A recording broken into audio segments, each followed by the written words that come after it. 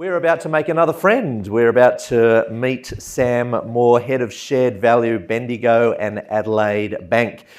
Sam hails from Sydney, currently a proud resident of Adelaide. Do we have any South Australians in the room today?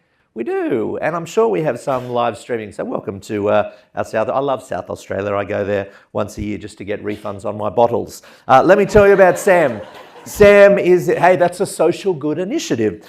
Sam is the head of Shared Value at Bendigo and Adelaide Bank. Started out as a lawyer in Australia and in the UK. Started working for Bendigo Bank about 12 years ago. Sam has led the bank's participation in the Creating Shared Value discussion, including strategy development and execution, and delivering the Social Impact Loan Program in 2016. When he is not sharing the value, Sam lives on a small farm in the Adelaide Hills and spends his time looking after his pets, which are cows, 40 cows, as well as probably a very tired and busy bull. Ladies and gentlemen, please welcome Sam. Don't confuse him with Demi Moore or Dudley Moore. He's Sam Moore. Please welcome Sam, ladies and gentlemen. Thanks very much, Andrew. Thanks for having me here today. They're actually steers, so it would be a bit unfortunate. What's a banker doing at the Social Good Summit? And I suppose all communities have lots of different characters. What's the saying? Alone we go fast, but together we go far. And hopefully what I'll talk to you about today is what our bank's contribution is to social good. So to do that, I'll just talk about the origins of Bendigo Bank, and it finds them in the Bendigo goldfields 160 years ago this year, where a group of miners came together to pool their funds for community prosperity purposes. And what happened in those days is they would pool their funds, and then once a month, one of their names would get pulled out of a big barrel, and then they would build their house. So very much about community prosperity, and that's the purpose that the bank has, to feed into prosperity and not off it.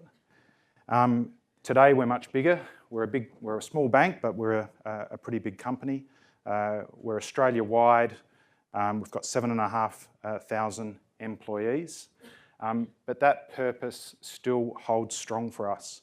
So that original barrel still sits in our boardroom in Bendigo. Our board doesn't sit there and pull names out of the hat to make decisions these days, but it's an important reminder of why we're around. And that strong purpose, I guess, guides strategy as well. And a great example of that is about 20 years ago. And 20 years ago, and some of you might not have been born 20 years ago, I was a bit longer than that, 1990s. There was a lot of bank branch closures in Australia. So about 30% of bank branches closed. And this was before the internet, before other options. And those branch closures had a huge impact on the communities where the branches was closing, because, believe it or not, banking is an integral part of the way we do things as we go about our daily lives. And if you're running a small store or doing anything in a local community, to be able to go in and bank your takings is integral to the functioning of that community. So people were pretty upset, and they marched in the streets. And this isn't quite Occupy Wall Street, but it's the same sort of thing. It's the reaction that happens when people get things done to them. They feel powerless and they don't understand why they're happening, and it's not fair.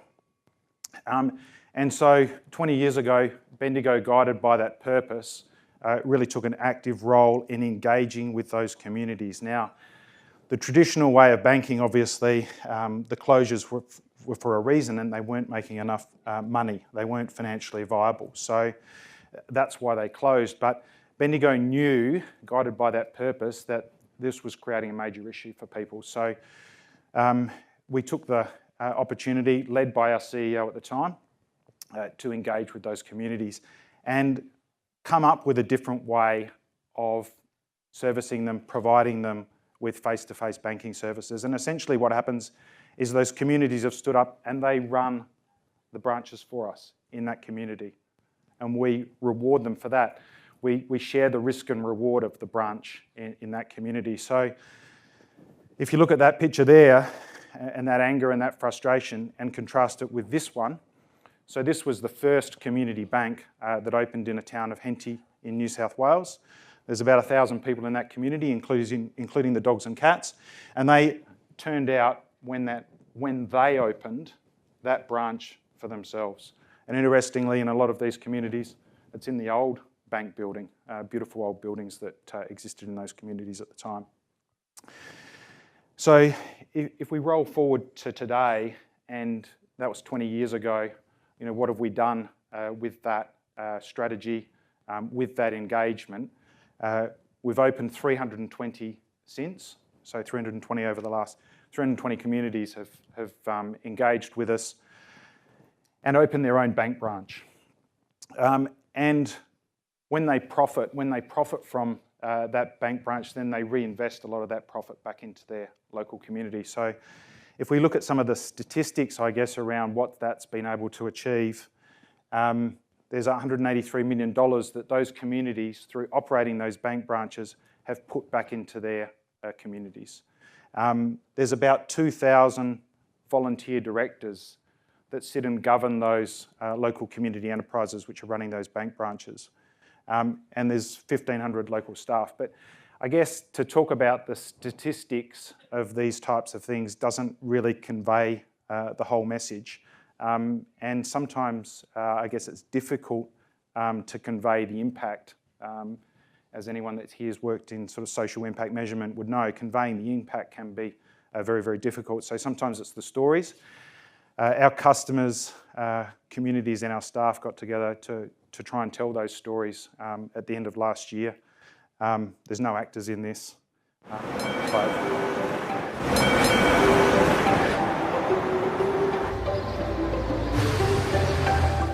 Alrighty. What your business actually does. Oh, they had a ball. Yeah, it was their birthday yesterday too. Oh, I've just got a comment that came up, Carol. It's got here, it looks like you've built a lot of change from banking with us. Do you want to see the change? Yeah, that'd be good. Yeah, absolutely. Okay. Yeah. Okay, get it.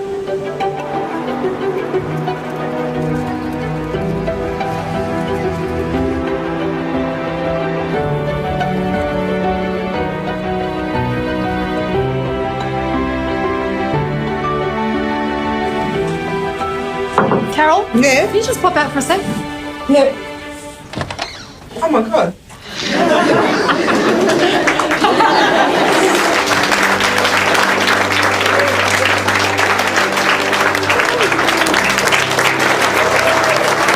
Thank you for your support to the Northcote Park Football and Netball Club.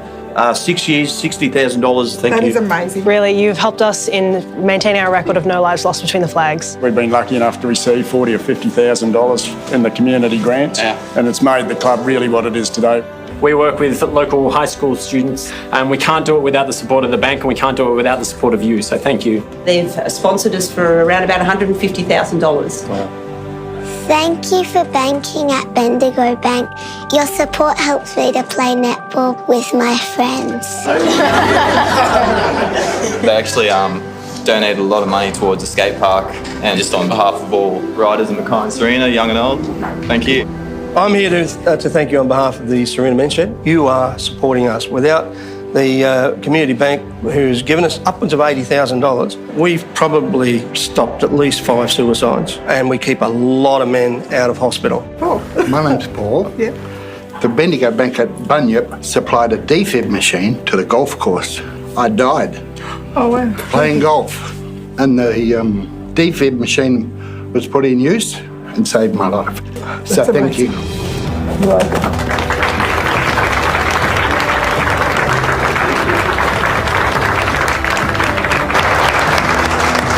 You know, to actually hear the stories, I guess it is quite touching to know that banking does make a difference. And to be able to be part of such a good community, it goes a long way, doesn't it? It goes a long way. Giving back to you guys makes me really happy. Just knowing that money going towards our community, there's nothing more rewarding than that.